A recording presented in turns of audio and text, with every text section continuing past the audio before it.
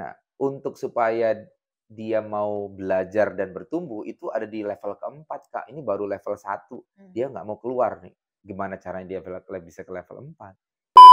Guru-guru di sekolah itu mau mendidik anaknya supaya Mhm, anak ini kuat, ya, tapi orang tuanya tidak mendukung. mhm. Dan cara pembelajaran yang benar, yang baik itu adalah bukan dimulai dari belajar. Oh. Cuman, nah, kita ini terlalu nyaman hidupnya. Oh, iya betul. Semuanya ada. Hari ini saya senang banget karena narasumber kita satu ini sangat-sangat spesial. Nah, Mhm. kenapa spesialnya? Karena narasumber kita adalah merupakan tenaga ahli Deputi Kewirausahaan Kementerian UMKM, peraih Presidential Award ESBC, Presiden Komisaris di Gajah Mungkur Group, dan juga Dekan Fakultas Kewirausahaan dan Bisnis Podomoro University. Jadi siapa lagi kalau bukan Bapak Wisnu Dewa Broto. Ya, Halo halo Bapak. Kak Priska. Bagaimana kabarnya hari Baik, ini? baik, Luar alhamdulillah biasa, luar biasa. alhamdulillah.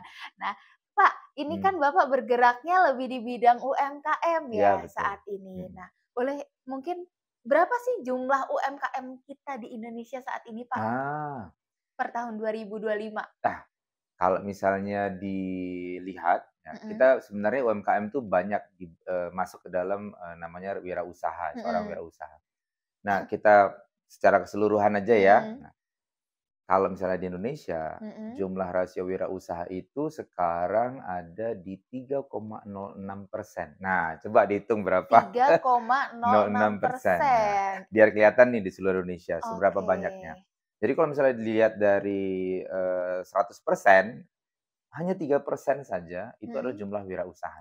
Wirausaha Ya, itu termasuk termasuk UMKM semuanya, UMKM ya dan brand-brand kecil, besar? menengah, besar. Oh, oke. Nah, yang menarik memang, dari total seluruh Mhm, wirausaha itu mhm. hanya 1%, 2% itu, termasuk wirausaha yang besar. Mmm, Selebihnya itu adalah wirausaha yang, mikro atau yang kita sebut mmm, dengan ya mikro itu yang paling, bawah ya, yang mhm. memang beromset ya sekitar 300, juta per tahun. Oh, Nah oke. itu. Jadi bisa kelihatan ya, nggak usah Mhm. dihitung berapa jumlahnya supaya ketahuan aja seluruh Indonesia ini, Oh, kita bisa hanya tiga sedikit, persen. 3%. Dan kita ini masuk ke kalau jumlah wirausahanya kita masih ada di bawah negara-negara lain, Kak Priska. Mmm, Di ASEAN aja, nggak usah di dunia ya, mhm, kalau adalah Thailand. mhm, Nah, yang keempat, itu negara yang kita nggak sangka-sangka dan dia merdekanya mhm, itu duluan kita dibanding dia. mmm, Nah, yaitu adalah Vietnam. Nah, yang mmm, terakhir itu adalah baru Indonesia. Jadi mmm, kebayang sebenarnya Indonesia ini darurat wirausaha nih. mmm, Kan yang kemarin Presiden Prabowo mhm, itu bahkan sejak Jokowi ya, dia mentargetkan bahwa Indonesia emas itu akan terjadi di tahun 2045. mhm, Jadi digadang-gadang Indonesia ini akan jadi negara yang memang 10 besar, mhm. perekonomiannya di dunia, tahun 2045. Di dunia, Heeh, di dunia. oke. Tapi di situ ada tanda bintangnya tuh teman-teman, di bawahnya, Mhm. syarat dan ketentuan berlaku. Waduh, apa ini? Kalau wirausahanya itu mencapai rasio 8%. Berarti kurang Nah, 5%. iya, 5%. Oke. Nah, menariknya di tahun 2022 kemarin, itu pemerintah sudah turun tangan. Karena kan saya, benar-benar berdampingan dengan Kementerian UMKM yang di Mhm, tahun lalu itu namanya atau di periode sebelumnya namanya Kementerian Koperasi dan UMKM. mhm, Nah, saya di 3 tahun belakangan ini mendampingi Bu Deputi di kewirausahaan dan juga bersama menteri dan semua, jajarannya, goalnya sederhana, untuk menggolkan yang 8% itu mmm. terjadi di 2045. Kalau enggak, Indonesia sulit untuk mencapai perekonomian yang tadi, gitu. Berarti waktunya 20 tahun ya Dari sekarang? ya 2045, sekarang 2025. 2025. Oh, iya. Jadi iya, benar. Itu nggak mudah, karena ada satu nih, di tahun 2002 itu Mhm. ada namanya, peraturan presiden. Nah, 2002. 2022. Oh, 2022, Nah, oke. 2022 kemarin. Mhm, Targetnya di tahun 2024, tahun mhm, lalu, itu targetnya 3,95%. mhm. Mau ke 4, 4%. Tapi apa yang terjadi kira-kira teman-teman menebak nyampe nggak? Kan tadi udah dibilang ya Enggak. jumlahnya Iya, nggak nyampe. 3,08, nggak nyampe, Iya. nggak nyampe. Artinya yang kemarin peraturan presiden itu dibuat supaya semua lembaga dan kementerian sama masyarakat Indonesia tuh mendukung jumlah wirausaha itu terbangun Mhm. sampai di 3,95%, ternyata nggak berhasil, Kak Priska. Mmm. Nah, dari situlah akhirnya kita harus punya strategi baru. Dan Mmm. saya bisa kasih tahu ke Kak Priska, apa sih sebenarnya penyebab mereka itu gagal? Mhm. Apa sih penyebabnya wirausaha yang baru itu sulit untuk, apa ya, bertumbuh gitu? Betul betul. Dan apa sih sebenarnya kendala utama kenapa perusahaan-perusahaan yang atau UMKM itu yang dinamakan naik kelas, itu juga sulit untuk bangkit cepat gitu, atau mungkin bisa menjadi perusahaan yang, besar gitu ya, Mhm. dan kita banyak banget problemnya tapi. Tapi kayaknya Mhm. kalau di sini podcastnya kalau dijelasin semua kayaknya nggak bakal bisa jadi 1 jam, bisa jadi 1 bulan sendiri nggak bisa beneran. Waduh. Iya Oke, iya kalau iya. menurut Bapak masalahnya apa nih, Pak? Ya, eee, ya banyak penelitian, banyak, apa, eee, studi literatur, yang memang sudah diteliti dari Indonesia juga ada, dari luar negeri juga ada, dan sebagainya. Ini, yang paling penting adalah, kita ini masih kurang ekosistem, Mmm. bisnisnya. Jadi di Indonesia, ekosistem untuk berwirausaha itu, waktu zamannya sebelum ada peraturan presiden itu sangat-sangat rendah. Contohnya sulit untuk membuat waktu itu ya, sulit untuk membuat, eee, legalitas usaha, Mhm. perizinan, dan Mhm. sebagainya. Nah, akhirnya ada peraturan presiden itu yang memang membuat semuanya itu menjadi lebih mudah. Perizinan tuh bayar nggak sih, Pak? Kalau sekarang udah enggak, Sekarang NIB nggak bayar. gratis? Iya, udah Oke. gratis. Kalau membuat, PT dan sebagainya dengan notaris pasti ada biayanya. Tapi kalau untuk di awal dengan NIB gratis dan disitulah berharap teman-teman yang berwirausaha yang tadinya belum punya Mhm. NIB, yang belum punya izin, Bisa itu sudah membuat. bisa. Jadi pemerintah bisa ngedetect tuh ada di mana aja sih Mhm. wirausaha kita. Nah, ada sebenarnya harapan dari pemerintah ya, harapan dari Indonesia lah gitu ya, Mhm. untuk wirausaha di luar sana. Yang pertama, buat legalitas. Supaya Mmm. apa? Supaya kita bisa trace di mana sih wirausaha Indonesia dan kira-kira jumlahnya berapa. Mhm. Nah, setelah itu, alangkah baiknya teman-teman membuat, NIB tadi sebagai salah satu legalitas. Yang kedua adalah bertumbuh, gitu ya. Bertumbuh dengan inovasi dan sebagainya, dengan membuat, apa namanya, produk yang memang tidak akik, keripik, Mhm. batik, nggak hanya Mhm. itu ya, yang belakangnya itu aja. Ya, Iya. kalau bisa akik keripik boleh, tapi kalau keripiknya dikemas dengan baik kemudian diekspor itu keren banget. Tapi Mmm.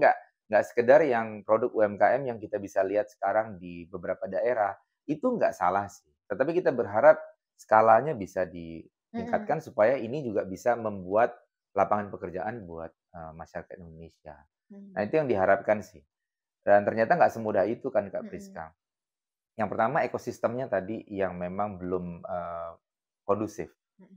Di mana di peraturan presiden itu disebutkan tuh ekosistem wirausaha itu harus seperti apa. Mhm. Yang pertama ada budaya Mhm. wirausaha. Di daerah itu ya misalnya kita Maksudnya lihat lingkungannya ada entrepreneur-entrepreneur iya, juga? ada.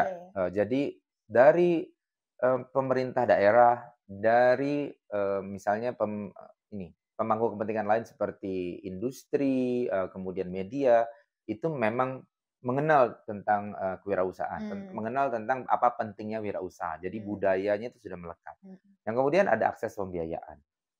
Kemudian itu yang jadi di ekosistem ya. Yang ketiga adalah pendidikan kewirausahaan. Mmm. Pendidikan kewirausahaan di Indonesia ini masih sangat-sangat rendah dibanding negara-negara lain. Mmm. Sehingga Indonesia masih susah untuk melahirkan wirausaha dari kampus. Mmm. Nah, walaupun di sini di Indonesia sudah ada namanya program studi kewirausahaan ya, di Podomoro University kan ada. Mhm. Kita memang dulu yang swasta yang pertama, tetapi sekarang puji syukur nih alhamdulillah Sudah ada banyak. sekitar, 80-an program studi wirausaha di seluruh Indonesia. Itu adalah Mmm. dari sudut sudut pendidikan tuh. Tapi sudah mahasiswanya banyak yang daftar? yang daftar banyak. Nah, Mmm. sekarang sudah mulai banyak, kalau dulu kan cuma Mhm. manajemen dan Mhm. sebagainya, sekarang udah mulai banyak. Nah, selain pendidikan yang paling penting adalah, kebijakan. Nah, ini menarik nih. Mhm. Mulai dari tadi kan saya udah cerita mengenai akses pendanaan lah, kemudian budaya, pendidikan. Mhm. Yang paling waktu itu menjadi kendala adalah kebijakan. Mmm. Akhirnya gitu ya, ada di beberapa tahun lalu asisten deputi namanya ekosistem bisnis, Pak Irwansyah. Beliau ini melihat bahwa ekosistem wirausaha itu tidak merata dari setiap daerah. Kenapa sih program kewirausahaan di Jakarta atau melahirkan banyak wirausaha di Jakarta itu kayaknya mudah sekali gitu Mhm. dibanding teman-teman di daerah lain. Misalnya di ujung barat atau di Mmm. ujung timur. Mhm. Bisa kebayang tuh, kenapa kok ekosistemnya kok nggak sebagus Di di kota-kota Jakarta, besar, di betul. Jakarta, di Surabaya, dan Mhm. ngomong-ngomong karena Kak Priska ini kan dari Jawa Timur ya, Jawa Timur Jogja. dari Jogja ya? Oh iya Iya. ya, Jogja oke, tapi Jawa Timur itu jadi salah satu Yang berat ya? penghasil wirausaha Oh. terbanyak Oh, juga. oke. Jawa Jawa Timur, di Timur. Padang juga itu rata-rata wirausahanya itu sangat tinggi. Nah, kembali ke topik tadi, kenapa pertanyaannya di setiap daerah Indonesia itu berbeda-beda Mhm. ekosistem wirausahanya? Karena memang kebijakannya belum benar-benar Merata. membumi, merata. Oh. Itu nggak semua, pemerintah daerah itu punya anggaran ternyata untuk membuat atau melahirkan wirausaha di daerahnya. Jadi Mmm. di pemerintah daerah itu kan biasa sudah bikin anggaran-anggaran lah ya untuk Mhm. kegiatan-kegiatan dan sebagainya. Nah, di tahun 2022 kemarin masih belum ada anggaran bahkan untuk melahirkan banyak wirausaha dengan Mmm. pelatihan, dengan program-program dan sebagainya. Mmm. Nah, dari situlah, di ekosistem bisnis bertugas, mengkoordinasi semua pemerintah daerah untuk menganggarkan, masuk ke dalam anggaran di pemerintahnya. Jadi kemarin Mmm. masuk ke salah satunya di Kementerian Dalam Negeri itu yang Mhm. memang mempunyai, wewenang untuk mengatur itu. Nah, dari Mmm. sekarang sudah mulai banyak tuh. Jadi program-program, mulai di tahun pemerintah baru ini, program-program kewirausahaan itu sudah Udah lebih membumi, banyak, ya, udah oke. mulai membumi sehingga berharap beberapa daerah itu bisa melahirkan banyak wirausaha sesuai dengan target. Nah, Mmm. target-targetnya ada itu, Kak. Jadi dijatahin tuh, Mhm. oke, pemerintah pusat sekitar, 40% ya, Mhm. selebihnya 60% itu dari pemerintah daerah. Wah, itu dibagi-bagi tuh dari Sabang sampai Merauke. Mmm. Segitu gotong royongnya untuk melahirkan wirausaha tadi. Nah, Mhm. ini mungkin teman-teman wirausaha di luar sana nggak banyak tahu sebenarnya. Mereka berwirausaha, ya wirausaha aja. Mhm. Tapi di luar sana pemerintah tuh bekerja keras untuk melahirkan banyak wirausaha tadi. Untuk melahirkan ekonomi yang memang diharapkan 10 besar di tahun Betul. 2045 tadi. Itu sih. Mhm. Mhm. Karena sekarang juga kan lagi PHK ya, Ya, betul besar-besaran, betul. gitu kan. Mhm. Sekarang kalau hanya 3% Mhm. gitu, berarti kan sisanya adalah pekerja, Mhm, gitu. betul betul. 97% Iya. orang di Indonesia mencari pekerjaan kepada 3%. Iya, benar benar Gitu kan. benar. Itu Gimana yang terjadi. Nah, itu caranya? dia. Mhm. Dengan adanya wirausaha bertumbuh, Mhm. targetnya dia bisa membuka lapangan pekerjaan. Itu sebenarnya. Betul. Nah, sederhananya memang di Indonesia kan paling banyak UMKM, 98% itu memang mikro ya, dan selebihnya ada menengah dan juga ada yang besar. Mhm. Tidak semua dia mempekerjakan atau dia tidak semua punya, eee, apa ya, kemampuan untuk mempunyai karyawan. Mhm. Gitu. Ada juga kan wirausaha yang sendiri gitu, jualan online aja. Mhm. Jualan online atau misalnya, yang mikro itu Mhm. juga banyak tuh yang nggak punya karyawan. Mhm. Nah, oleh karena itu sekarang peraturannya ada nih, disebut sebagai wirausaha, yang pertama, kalau dia sudah punya legalitas. Nah, itu dulu ya. Yang tadi NIB itu? Iya, Oh, NIB. oke. Jadi kalau misalnya Kak Priska punya IO atau punya lembaga training tapi nggak punya NIB, nggak dianggap jadi wirausaha. Ada, Pak, ada. Oh ya ada, Ada. ada. Udah ya, terus habis itu berharap dia itu punya minimal satu tenaga yang dibayar. Mhm. Nah, ya, tenaga yang dibayar. Memang ini sempat, banyak perdebatan, ini tetap atau dibayar nih? Gitu. Ya, kita yang dibayar. Mmm. Kalau tetap, oke, kebijakan perusahaan. Berharap tetap sih, ada pegawai tetap, Mhm. minimal satu aja yang Berarti kan dibayar. tandanya perusahaannya sehat ya? Betul, betul.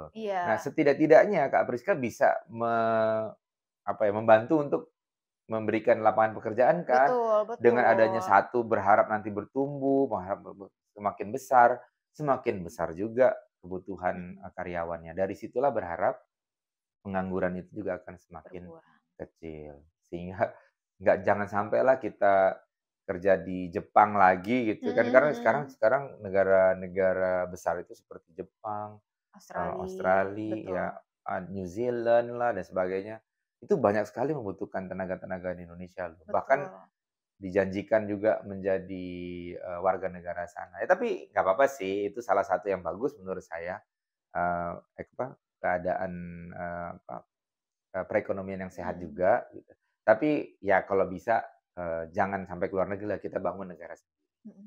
Tapi gitu. itu betul, Pak. Mmm, Jadi saya punya mhm, teman kuliah saya itu sudah mhm, married dan mereka itu bekerja di Australia. mhm, Dalam 2 tahun iya. mereka sudah bisa melunasi rumah dan rumahnya cukup besar. Iya. Dan rumahnya itu sekitar, 7, Mhm, 7 M. mhm, mhm, mhm. Hanya Oke. 2 tahun Iya, iya, suami iya. istri Heeh. bekerja di Australia. Iya, iya. Mungkin kalau dibayangkan kita bekerja di Iya, iya, Indonesia, iya. gitu ya, Mmm, selama 2 tahun mmm, membeli rumah seharga 7 M itu heeh. sangat berat, Iya, iya. gitu. Tapi memang itu tadi, tergantung jumlah wirausahanya. Mhm, Ya, jika ada banyak wirausaha yang bagus-bagus di Indonesia, yang akan membuka lapangan pekerjaan, pasti perekonomian juga akan semakin membaik, gitu. mmm, Kondisi Indonesia juga akan semakin bagus lagi dan oke. berharap tadi, goal kita tuh saya senang banget waktu, ada target ya Indonesia Mhm, 2045. Indonesia emas. Emas gitu, dan ini adalah salah satu momentum kan yang 100 tahun.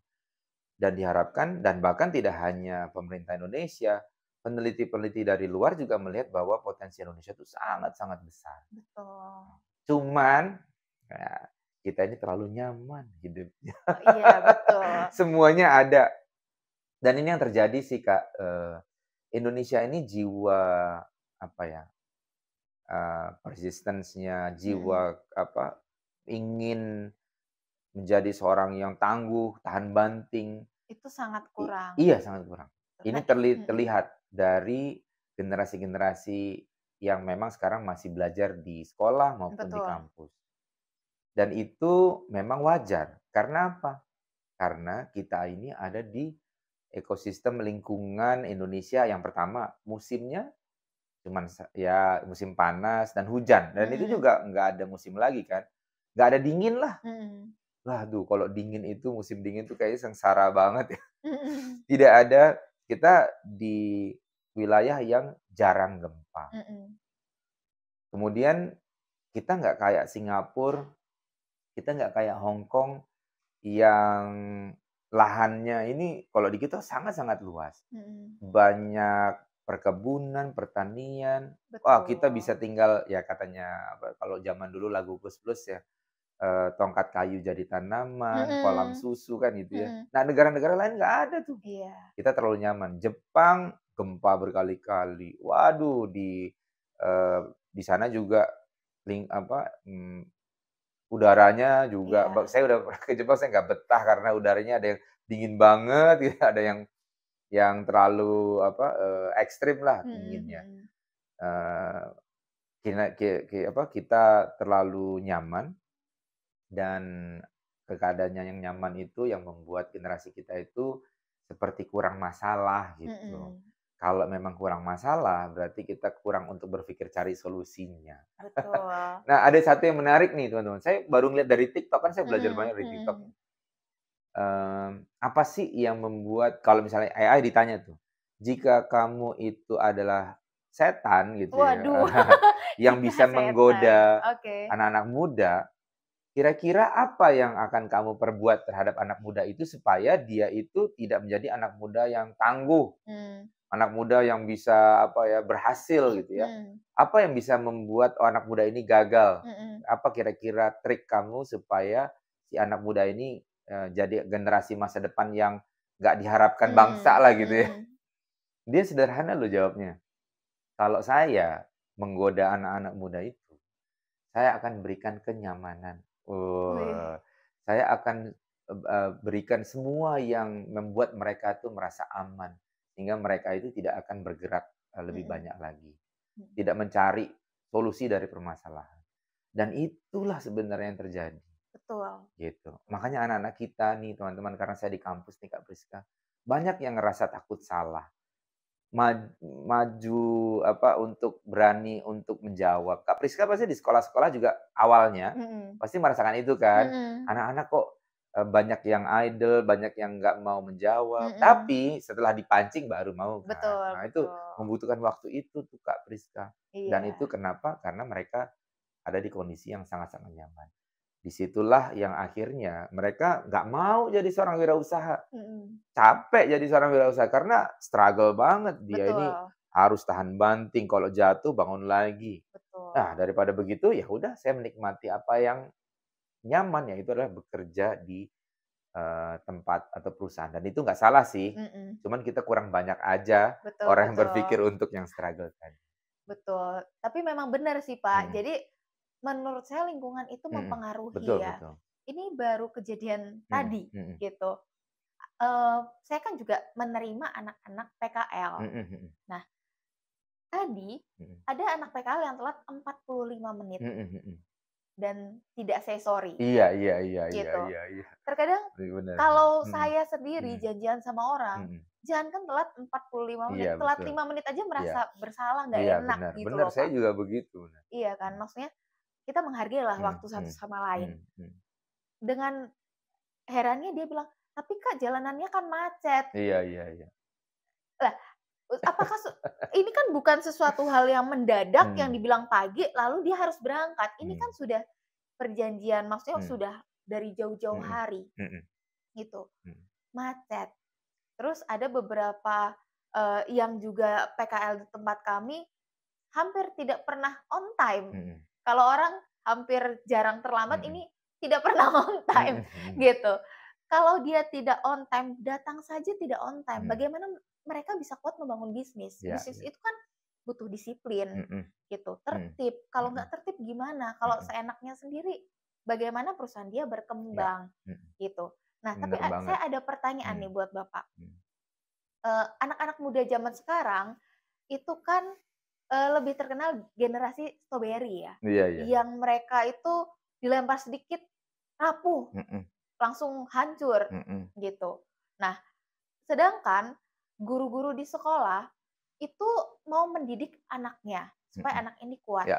tapi orang tuanya tidak mendukung, Mhm mhm gitu. mhm. Kemarin saya sempat ke salah satu sekolah Iya. mengadakan training, Mhm SD, mhm sekolah SD, gurunya cerita sama saya, "Bisa mhm nggak memberikan training kepada orang tua?" mhm.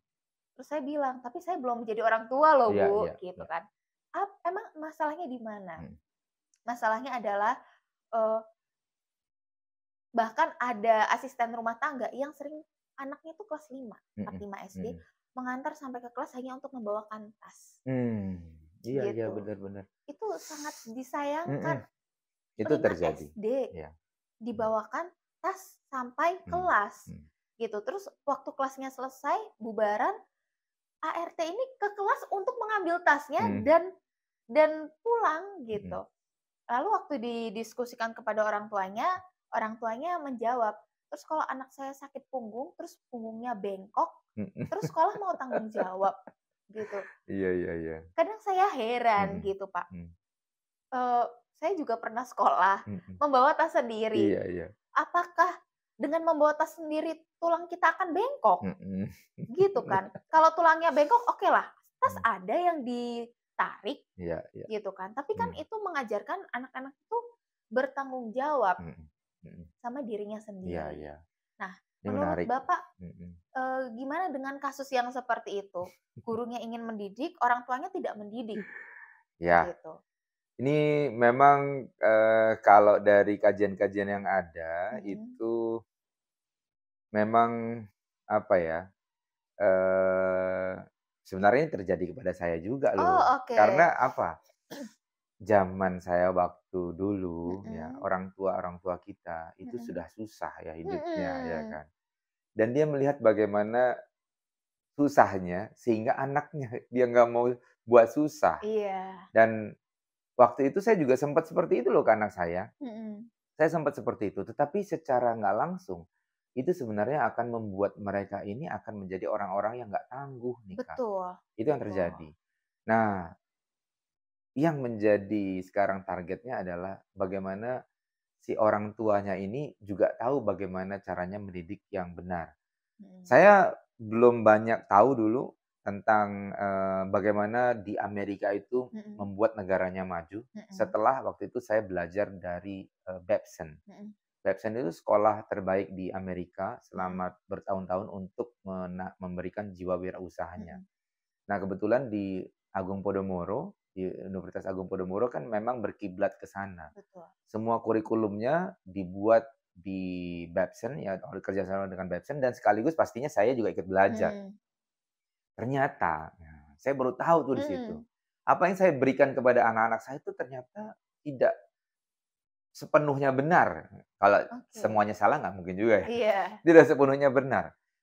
Dan cara pembelajaran yang benar, yang baik itu adalah bukan dimulai dari belajar, tapi dimulai dari action. praktek. Iya.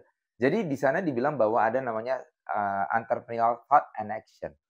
Dia berbicara bagaimana wirausaha di Amerika itu bertumbuh karena memang pola pikir atau pola pembelajarannya seperti itu. Mhm. Makanya kita nggak apa ya, nggak heran kalau ada anak orang-orang bule, pada saat anaknya jatuh dibiarin. Iya, Bener kan? betul, Nah, karena memang betul. dia terbiasa dengan Saudara pola saya pikir yang, seperti itu. menikah dengan bule juga Iya. seperti itu.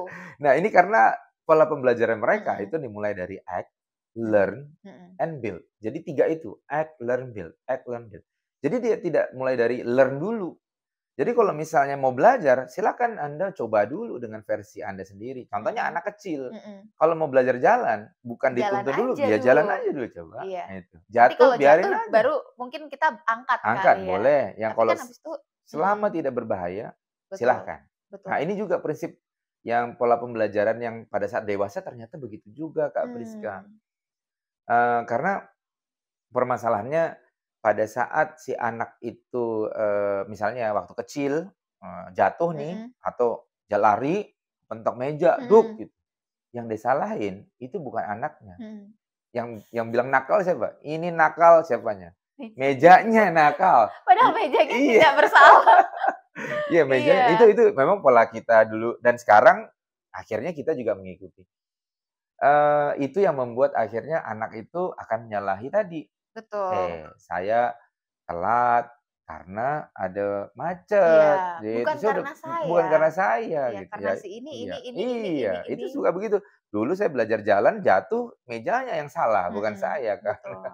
Nah itu, jadi act, learn, build itu menjadi salah satu kunci proses pembelajaran. Salah satu yang paling menarik, adalah bagaimana kita bisa memberikan edukasi itu ke orang tua, benar Kak Priska. Mhm, Oleh karena itu, untuk, pola pembelajaran ini, saya mulai membuat, buku nih, yang pertama untuk remaja dulu. mhm, Ada buku saya namanya ENT atau Entrepreneurial Noble Purpose, ENT, Entrepreneurial Noble Purpose. Itu anak-anak generasi muda untuk belajar bagaimana dia bisa menjadi seorang, pemuda yang memang tangguh. Nah, yang sekarang nih diterbitkan oleh Erlangga, buku Wirausaha untuk Usia Dini. Di dini itu mana berapa? dini itu untuk, kelas 1 SD Mmm, sampai kelas, 4 oke, masih kelas mmm, 4 itu bedtime story, tapi itu sebenarnya buku buku mmm. materi kewirausahaan, tapi dibacakan oleh orang tuanya Mhm. kepada anaknya. Tapi anak sekarang pada nggak suka baca buku, Kak. Tapi dibacain waktu dongeng. Anak-anak pasti sekarang kalau yang anak-anak kelas 1 masih Mhm. suka didongengin kalau tidur. Oh, Iya, oke. coba deh. Nah, kalau misalnya teman-teman mau tahu tuh orang-orang tua, anak-anak muda apa, orang-orang tua yang muda-muda itu ya, Bukan eee, dikasih HP ya, Pak? ya itu salah satunya yang sekarang terjadi. Tapi alangkah baiknya coba teman-teman lihat acara-acara dongeng itu masih ramai sekali dan Mmm, anak-anak itu rindu terhadap orang tua yang bisa mendongeng. Nah, Hmm. makanya saya buat buku yang sebentar lagi keluar, ya ini kisahnya namanya Prenderland. Itu ada namanya Luna, tokoh itu akan mengajarkan adik-adik dan orang tuanya. Hmm. Nah, satu lagi, kenapa Egg-Learn-Beat itu penting? Karena ternyata ada satu teori tentang human resource, Hmm. dia bilang, untuk mencapai yang tadi ya, manusia tangguh yang ingin belajar, seperti Kak Priska ini, Hmm. dia membutuhkan 4 step. Hmm. Yang pertama, sekarang ini ada di comfort zone. Anak-anak itu ada di comfort zone. Betul. Comfort zone itu yang paling benar-benar dia mager, nggak mau Hmm. keluar. Hmm. Nah, untuk supaya dia mau belajar dan bertumbuh, itu ada di level keempat, Kak. Ini baru level 1. Hmm. Dia nggak mau keluar nih. Gimana caranya dia bisa ke level 4? Dari level 1 itu dia harus naik. Pertama untuk masuk ke dalam fear of failure, dia harus hadapi itu. Hmm. Di level kedua, dia harus menghadapi namanya fear of failure. Dia jangan sampai, dia itu takut kalau misalnya ada masalah dan takut Hmm. gagal, gitu. Jadi itu yang pertama kali memang orang tua, harus tanamkan ke anak-anak. Gagal itu memang baik, Hmm. gitu. Kegagalan itu akan memberikan kita banyak pembelajaran. Kalau nggak pernah gagal, nggak pernah belajar masalahnya. Betul. Nah, itu level kedua tuh, Hmm. yang di mana orang tua sebaiknya memberikan anak-anak itu keleluasaan dan, apa ya, seakan-akan gagal itu oke kok, gitu. Hmm. Jadi jangan sampai gagal dimarahin, atau Betul. gagal bahkan di apa, dimaki-maki atau apa dan, Betul. dihukum gitu. Akhirnya dia nggak mau gagal. Hmm. Nah, setelah fear of failure-nya itu bisa diatasi oleh anak, barulah dia masuk ke yang learning zone. Hmm. Dari situlah dia belajar. Hmm. Nah, silakan, apa, orang tua itu memberikan fasilitas apapun, asal dia sudah bisa mengalami, tadi, kegagalan-kegagalan itu menjadi sesuatu yang biasa. Hmm. Bolehlah dikasih sedikit gadget, untuk mereka belajar dan sebagainya, karena mereka udah tahu Hmm. apa yang dia lakukan dengan gadget itu, Hmm. learning zone. Mudahkan mereka untuk belajar. Hmm. Setelah learning zone dapat, barulah dia masuk ke growth zone, zona untuk Hmm. bertumbuh. Permasalahannya, sekarang itu anak-anak masih takut untuk melakukan kesalahan. Ya, Hmm. contohnya duduk paling belakang. Kalau di Hmm. sekolah ya kan, Iya. kalau ditanya takut untuk Iya. menjawab. Pada saat dia melakukan sesuatu ditanya nih ke gurunya, apa, ke orang tua atau ke dosen atau ke guru, dia selalu ngomong, "Ini bener nggak sih, Pak?" Gitu. Hmm. Iya kan gitu kan, "Bener nggak nih?" Gitu.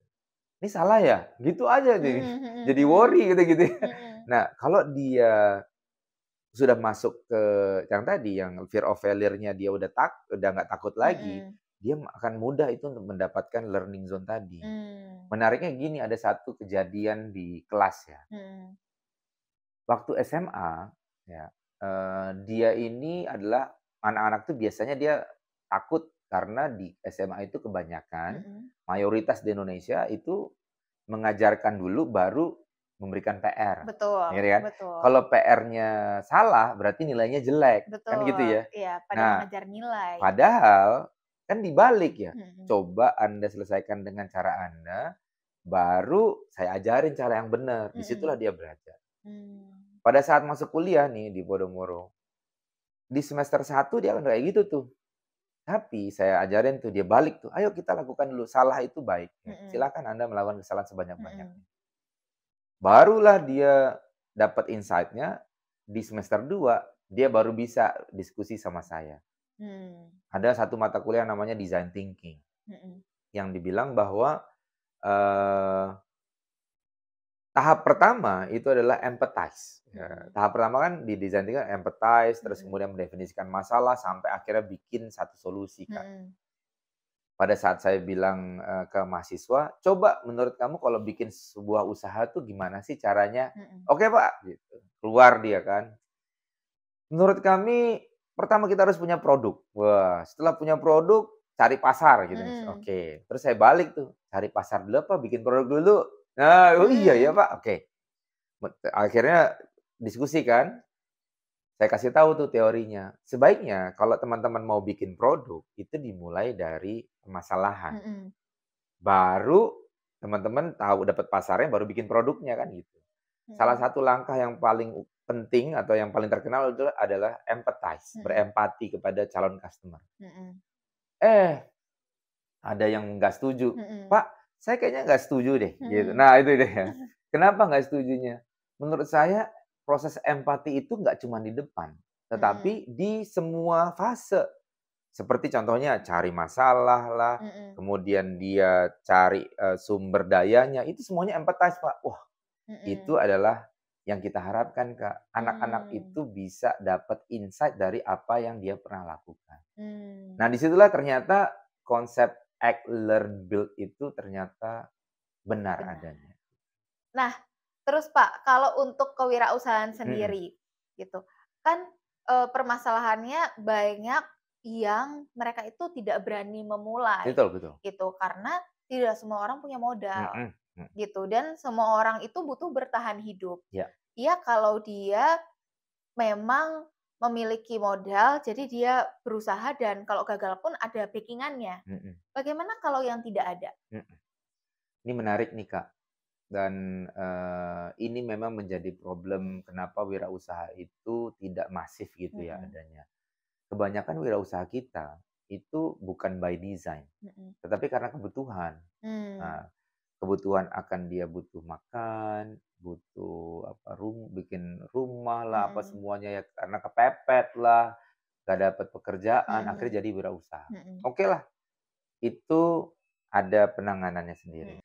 Jadi saya, tadi di Indonesia memang untuk menjadi seorang wirausaha itu belum by design. Mhm. Kebanyakan di Indonesia itu jadi wirausaha karena dia di-PHK misalnya, Mhm. tidak mendapatkan pekerjaan, dia butuh hidup, Mhm. kemudian, dia butuh, pasti makan lah dan sebagainya, akhirnya Mhm. dibuka usaha. Dan itu nggak salah, tetapi alangkah baiknya memang wirausaha itu ditumbuhkan by design. Mmm. By Salah design satu itu by apa? design-nya gini, jadi memang wirausaha itu dibuat ya apakah dalam, format pendidikan atau apapun itu bentuknya, dan keluarnya jadi wirausaha gitu. Memang dia Mmm. niat jadi wirausaha, bukan Mmm. karena ujug-ujugnya karena butuh uang makanya jadi wirausaha. Mhm. Nggak ada Mhm. pekerjaan jadi wirausaha, itu kan Mmm. akhirnya, dia sebenarnya nggak mau tuh, tapi Mmm. karena kondisi Tidak punya mendukung, nggak punya pilihan. pilihan jadi seorang Mmm. wirausaha. Nah itu oke. Kita ada solusinya, tetapi yang paling penting nih, Kak, adalah membuat wirausaha by design. Mmm. Nah, sekarang kan tadi Kak Priska bilang, "Gimana nih kalau kita nggak punya modal dan Mhm. sebagainya?"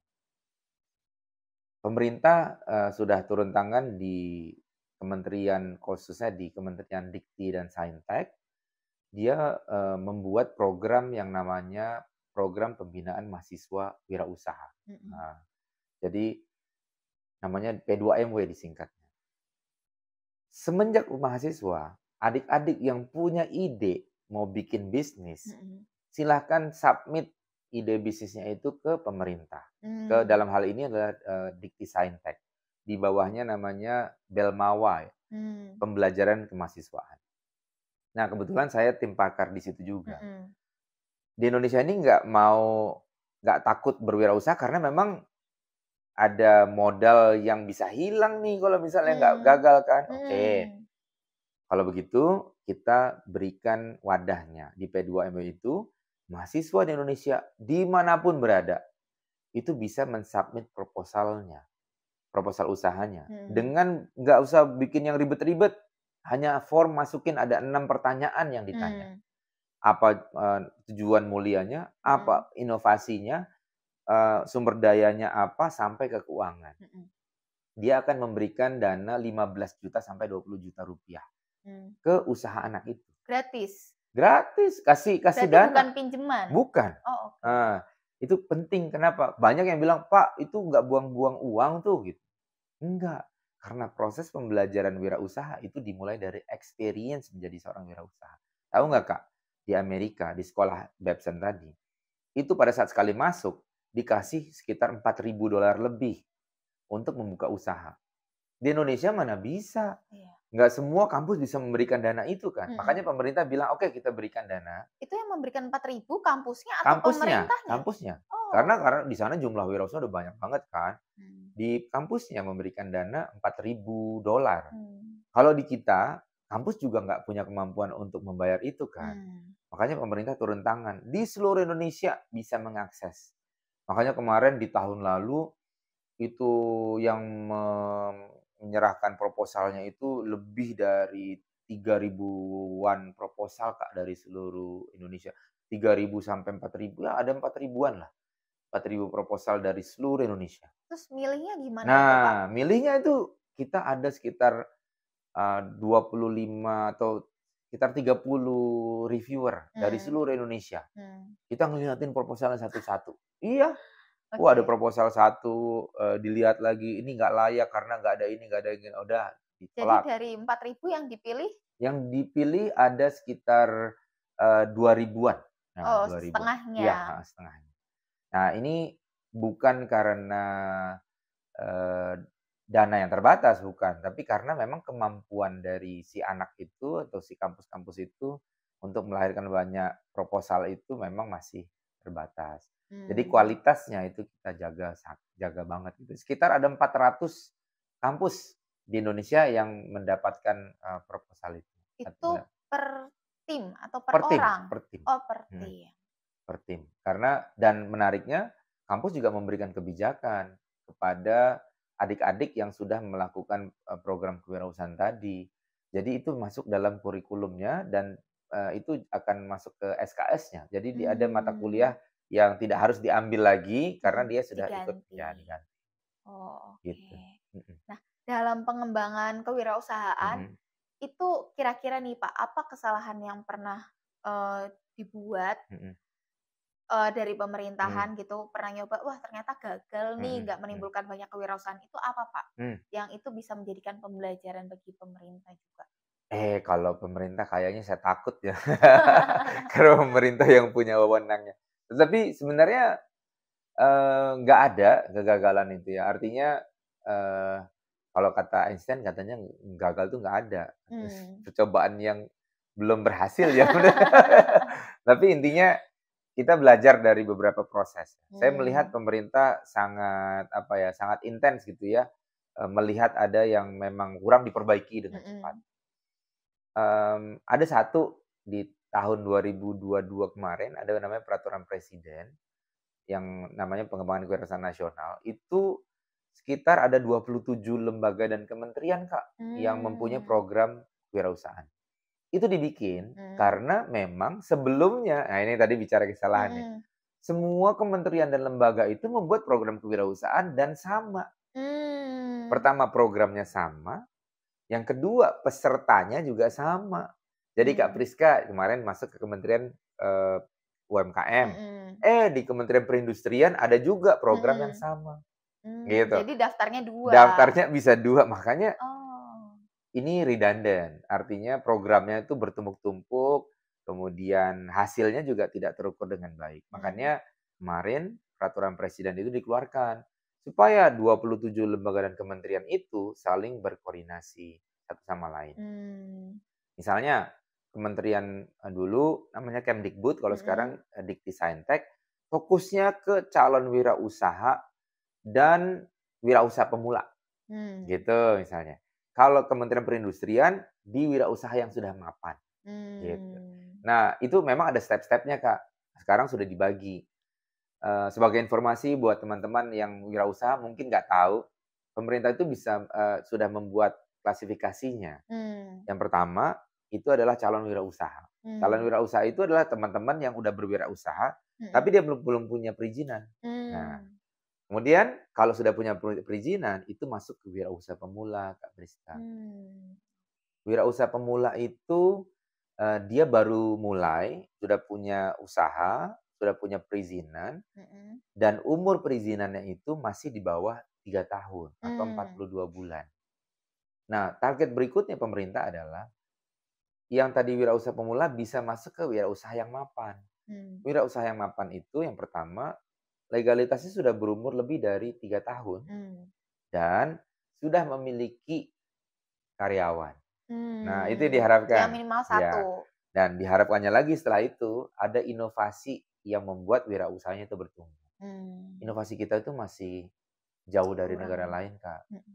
Dulu itu kita di peringkat ke 60-an ya kalau nggak salah, 60-an ya. Mmm. 61 kalau nggak salah di tahun 2024. Bersyukur kita sekarang sudah ada naik peringkat, ya Mmm. sekitar 50-an, Mmm. indeks, inovasi kita.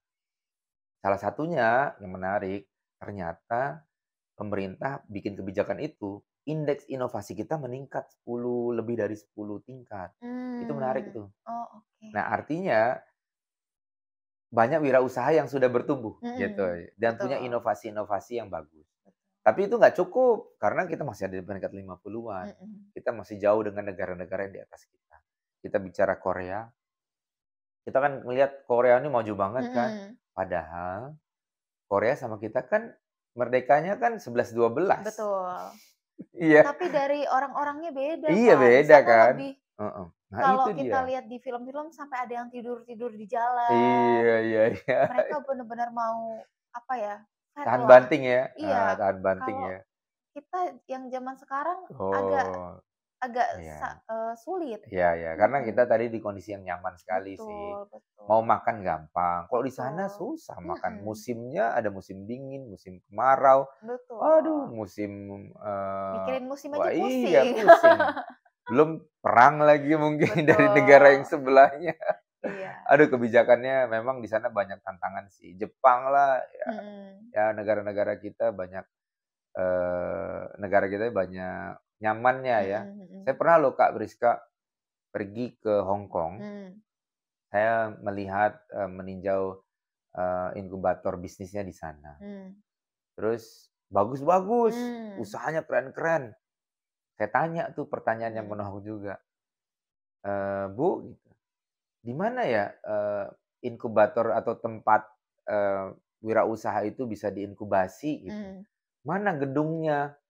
Mana ruangannya?" Dia kaget, Mhm. "Pak, di Hong Kong ini nggak ada space." Gitu. Oh. Kita itu untuk tempat tinggal aja juga susah, tempat Iya. kita kecil-kecil. Kecil-kecil, betul Kalau Bapak betul. minta ruangan untuk supaya wirausaha bertumbuh, kita nggak punya. Oh gitu ya, sampai segitunya ya. Mhm. Kita itu punya hanya office kecil itu juga untuk menerima tamu saja, nggak ada itu yang namanya ruang pameran yang besar Mhm. kayak di Indonesia. Gedung, Smesco yang Mhm. besar tuh mereka nggak punya, Iya, gitu. Makanya betul. keterbatasan lahan tadi membuat mereka tuh struggle kan. Betul. Terus kemudian saya, lihat Singapura, stadionnya, atau mungkin lapangan olahraganya ada di Mhm. atas, laut, Betul. karena keterbatasan lahan. Mhm. Dia bikin pantai buatan, kita pantai di mana, dari Sabang sampai Merauke sudah Ada ada. semua. Iya, di sana tuh bertahan Iya. banget. Hutan, kita di Kalimantan, hutan itu Sampai banyak, waduh di Borneo, berhektar-hektar. waduh, itu nggak habis-habis Betul. dimakan, 7 turunan lebih. Di Singapura dia perlu bikin garden by the bay. Mhm. Wow, dia bikin pohon besar, Betul ya kan, dari betul. besi dan sebagainya. Kita, Udah ada udah di ada. mana-mana. Di sana ada, apa, di Singapura ada tempat di mana kita bisa menghirup oksigen yang benar-benar Betul murni kan. betul. Untuk bayarnya itu masuknya mahal sekali itu ya. Mhm. Lebih dari 300.000, 400.000 saya lupa Mhm. ya. Tapi mahal sekali waktu itu. Saya berempat dengan keluarga tuh bisa keluar jutaan rupiah untuk Iya. masuk ke situ. Dan di 2 lah. Indonesia, kalau di Kalimantan, Mhm. silakan masuk ke hutan Borneo. Di situlah ada Iya. oksigen yang benar-benar murni. Wah, ya itulah Indonesia kaya, dan Indonesia warganya kayaknya perlu dikasih masalah sedikit. Oh, Tapi iya. ada loh Kak, saya belajar dari Pak Hermawan ya. Mmm. Pak Herman Kartajaya itu salah satu guru saya. Dia bilang dia selalu mengungkapkan ini, di agama Islam, di agama saya, kita harus belajar dari sampai negeri Cina, ya. Dan di Cina itu ada istilah, ada wei, ada qi. Saya Mmm. nggak tahu bagaimana pronunciation-nya. Pak Herman selalu bilang, ada wei, ada qi. Mmm. Wei itu adalah masalah, Mhm. qi itu adalah peluang. Mmm. Jadi kalau nggak ada masalah, nggak ada Nggak ada peluang. peluang, Nah itu betul. dia. Orang Indonesia menghindari masalah, ya peluang nggak datang-datang, gitu Betul ceritanya. betul. Sampai loh Kak, orang tua saya kalau mau beli apartemen, itu kalau nggak ada orang Chinese beli, dia nggak mau beli. dia patokannya itu hanya cuman kalau ada, teman-teman, Hmm. Chinese itu beli, warga Indonesia yang keturunan Chinese itu beli, Mhm. itu dia beli tanpa mikir. Karena udah Mmm. pasti laku tuh, udah pasti bagus tuh. Oke. Dia nggak pakai analisa-analisa. Dia bilang ke saya, "Mama tuh ya, Nuk, kalau misalnya beli apartemen, itu nggak lihat, walau teman-teman mau beli ya, Mhm. pasti beli." Karena teman-teman olahraga ibu saya itu kebanyakan, keturunan Chinese ya. Chinese, betul. Dan, ada kelompok senam di Ancol yang selalu bareng-bareng. Dan kalau ada apartemen baru, kalau nggak ada orang Chinese yang beli, dia nggak beli juga. Waduh. Iya. Nah itu sampai benar dan itu ternyata benar adanya. Makanya, saya juga banyak belajar dari orang-orang China, saya belajar bagaimana dia berwirausaha, karena agama Mhm. saya juga bilang, ya itu kalau mau belajar sampai ke negeri Cina, Mhm. nggak ada sampai ke Amerika, nggak ada. Mhm. Orangnya ulet-ulet Iya, Chinese ulet-ulet itu, ya. betul. Tapi ada itu tadi, ada Dan W, ada irit-irit. C. Iya, irit-irit ya? Iya. Oh, gitu. Iya iya iya. Ya itu yang membuka saya, makanya kita nggak pernah ada peluang karena kita nggak mau deket dengan masalah, itu Mhm. masalahnya Kak Priska.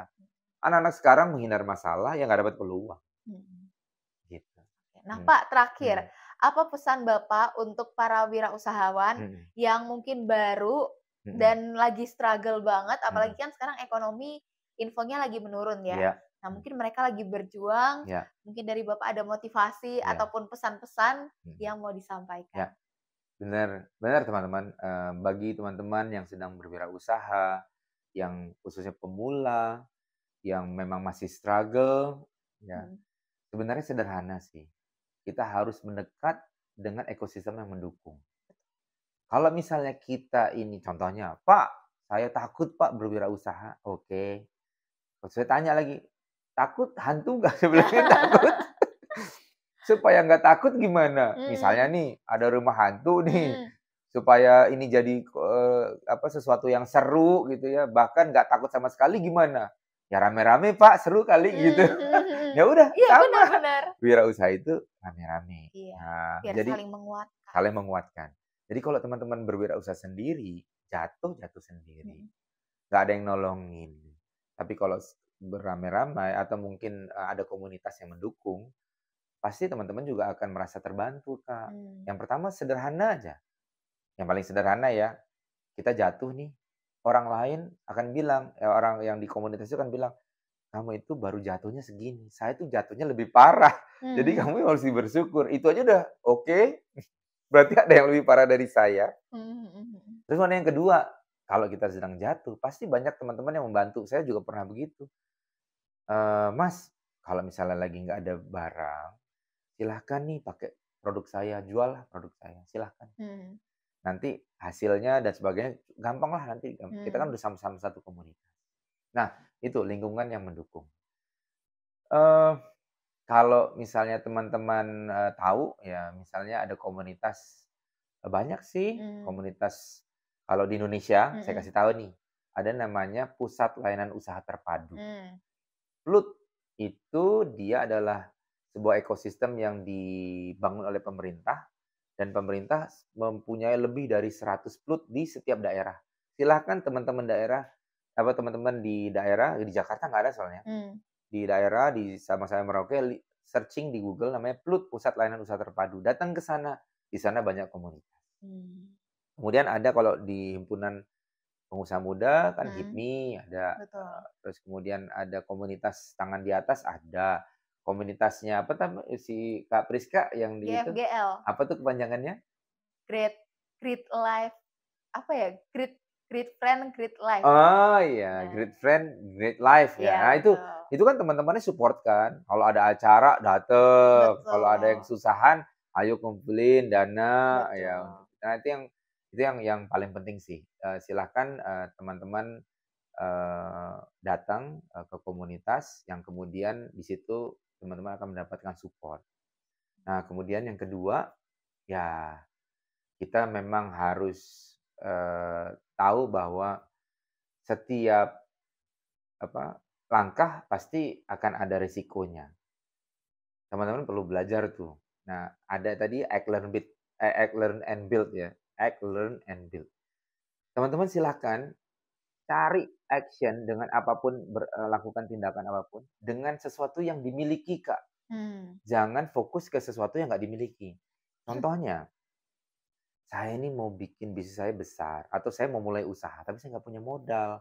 Jangan fokus di modalnya. Fokus ke apa? Yang dimiliki. Saya punya teman Kak Priska, mungkin mau kolaborasi kali sama Kak Priska. Dimulai dari situ, Kak. Jadi tadi itu yang pertama, teman-teman mesti belajar. Yang pertama didukung dengan komunitas, dan yang kedua itu adalah tadi belajar act, learn, and build. Act itu dalam arti, ayolah, jangan mager. Kita harus cari cara. Kalau nggak punya uang, jangan fokus ke uang. Cari cara supaya kita bisa mewujudkan apa yang kita mau, tapi dengan cara yang kita miliki gitu. Saya punya teman Kak Priska, saya datang ke Kak Priska, boleh nggak saya pakai apartemennya untuk bikin podcast misalnya? Boleh nggak saya mampir ke restorannya Kak Priska untuk bikin podcast? Karena saya nggak punya nih tempat podcast yang bagus. Itu salah satunya. Kalau bikin tempat modalnya juga besar. Ya udah, akhirnya jadi itu. Nah, itu dia. Indonesia itu unik, Kak. Ya. Ini terakhir nih buat teman-teman orang Indonesia itu beruntung jadi orang Indonesia. Orang Indonesia itu selalu berhasil kalau bersama-sama. Karena kan dari dulu kita tahu namanya konsep gotong royong kan.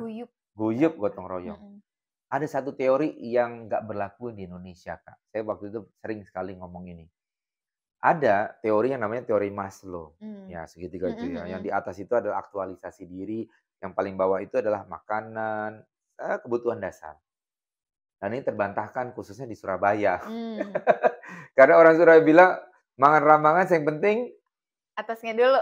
Ntar dulu. Ada tuh istilah Jawa tuh. Mangan ramangan yang penting ngumpul, Kak. Nggak tahu ya? Iya. Oh, pernah dengar. Oh iya, generasinya beda kali ya. Tapi di zaman saya dulu ada namanya istilah mangan ramangan yang penting ngumpul. Artinya, makanan itu bukan jadi kebutuhan dasar lagi. Kebutuhan dasar kita orang Indonesia adalah ngumpul. Gotong royong tadi. Nggak percaya, main bareng namanya apa? Mabar. Kalau anak-anak sekarang, nonton bareng apa namanya? Nonton bareng. Oh iya. Apa ya? Nobar. Ada tuh istilah itu. Okay. Nobar itu, ayo dong nobar yuk. Itu namanya nonton bareng Kak Priska. Mabar. Anak-anak Gen Z. Sekarang kalau main Mobile Legends tuh namanya main bareng tuh mabar. Nah, itulah bentuk bagaimana Indonesia itu dibangun dengan gotong royong. Nah, saya punya PR terakhir buat adik-adik, teman-teman, kakak-kakak, ya semuanya. Iya. Silahkan datang ke Borobudur. Nah, itu yang terakhir. Borobudur mana nih? Borobudur Hotel atau Borobudur Magelang? Iya, benar juga ya. Borobudur di Magelang. Oh, okay. Candi Borobudur. Okay. Pertanyaannya, kenapa Tuhan itu memberikan lahan di Borobudur? Borobudur itu ada di Indonesia. Nah, itu pertanyaannya. Itu pertanyaan saya tuh, kenapa ya Tuhan itu memberikan Candi Borobudur itu di Indonesia? Itu pertanyaan saya dari benak saya. Saya perhatikan. Kan itu ya, memulai dari apa yang kita bisa miliki. Saya datang ke Borobudur dan saya mencoba untuk belajar. Kan act dulu kan, act. Kemudian dari situ saya ngelihat tuh Borobudur itu bentuknya gimana. Pertanyaannya, selain tadi pertanyaan kenapa ada di Indonesia, pertanyaan kedua, kenapa Borobudur itu eksis sampai sekarang? Kenapa dia itu begitu besar, dan bahkan dulu nggak ada tukang bangunan, nggak ada tukang kayu, nggak ada tukang semen. Dia dibangun dengan sesuatu yang pastinya khas banget kan.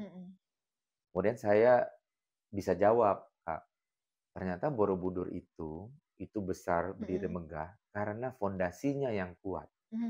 Akhirnya saya lihat tuh fondasinya, Kak, saya pelajari. Ternyata fondasi itu terbuat dari batu-batu yang tidak sama bentuknya. Wah, keren banget nggak? Saya merinding nih, karena begitu besarnya Tuhan itu memberikan Borobudur di Indonesia untuk supaya orang Indonesia tuh tahu bahwa kalau misalnya mau jadi negara yang besar, fokuslah kepada persatuan tadi. Bagaimana batu-batu yang di Borobudur itu bisa jadi nggak sama, itu bisa satu. Dan sedangkan kita fokusnya ke perbedaan tadi. Kita tuh fokus, Kak Priska beda dengan saya. Saya orang Jakarta, Kak Priska orang Jogja. Ada orang dari Papua yang kulitnya mungkin berwarna, rambutnya ikal berbeda. kita nggak sama nih. Nah, akhirnya yang terjadi yang sekarang nih. Makanya kita nggak bisa saling bekerja sama dengan baik. Nah, jadi teman-teman, silahkan ke Borobudur, buktikan apa yang saya omongkan. Di bawah itu lihat fondasinya. Kalau nggak percaya, lihat diukur pakai sentimeter. Ada nggak batu yang sama? Ternyata nggak ada. Dan ini setelah dikaji ternyata benar, Kak. Banyak penelitian bilang bahwa Borobudur itu dibangun dengan bagaimana batu-batu itu bisa saling berkolaborasi. Nah, mudah-mudahan itu yang menjadi pesan saya buat adik-adik, kakak, orang tua, teman-teman, semuanya dari Sabang sampai Merauke. Ya, jadi untuk berwirausaha yang tadi, ya, cari komunitas yang mendukung, jangan lupa kolaborasi. Yang diajarkan oleh Borobudur. Makanya kalau Borobudur jangan foto-foto aja, Kak Priska. Udah pernah ke sana belum? Pernah. Pernah kan? Pernah. Tapi belum pernah perhatiin fondasinya ya? Enggak. Oh iya. Ke sana untuk foto. Iya tuh foto. Nanti lihat fondasinya. Oke, Gitu siap. aja. Baik, terima kasih Ya, Bapak makasih atas banyak. sharing-nya. Saya yakin juga sharing-nya Bapak pasti akan menjadi Ya, pembelajaran mudah-mudahan. yang sangat berharga Ya. untuk para. Makasih banyak, Kak Terima Priska. kasih. Mari.